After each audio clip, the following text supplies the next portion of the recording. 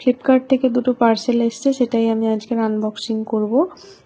তো দুটো একসঙ্গে করব না, কেন কি দুটো একসঙ্গে করতে গেলে ভিডিওটা অনেক বড় হয়ে যাবে, এই জন্য আমি একটা একটা করে আনবক্সিং করব। তো প্রথমে এই ছোটোটাকে সাইড করে দিয়ে এই বড়টাই আমি আগে আনবক্সিং করব, আর কোয়ালিটি কেমন এসছে সেটাও আপনাদের সঙ্গে শেয়ার করব, যাতে আপনারাও যদি কেউ চান তাহলে যাতে এটা অর্ডার করতে পারেন।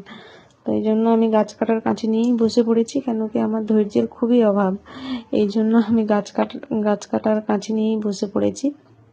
তো দেখা যাক, আমি আস্তে আস্তেই খুলছিলাম যাতে ভেতরের প্রোডাক্টটা যাতে কোনো ড্যামেজ না হয়ে যায়, এই জন্য আমি খুব সাবধানে, কেন কি আমি জানি না কোয়ালিটি কেমন, কোয়ালিটি খারাপ হলে হয়তো ড্যামেজ হয়ে যেতেও পারে। তো যাই হোক, দেখা যাক ভেতরের জিনিসের কোয়ালিটিটা আসলে কেমন। তো এই যে এইটা একটা 7 হর্সের ফটো ফ্রেম, সবাই বলে যে বাড়িতে রাখলে নাকি খুবই ভালো, কিন্তু আমি সত্যি বলতে জানি না এটা কোন দেওয়ালে লাগাতে হয় বা কোথায় লাগাতে হয়, আমি কিছুই জানি না। তো কোয়ালিটি ভীষণ সুন্দর এসছে।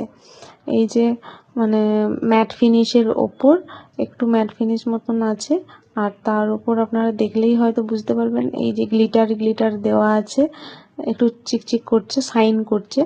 তো আপনারাও চাইলে এটা অর্ডার করতে পারেন, ভীষণ ভালো কোয়ালিটি, ভীষণ। আপনারা যদি চান তাহলে অবশ্যই অর্ডার করুন, আর এটা কোথায় লাগাতে হয় অবশ্যই আমাকে কমেন্টে জানাবেন। তো আজকের মতন টাটা।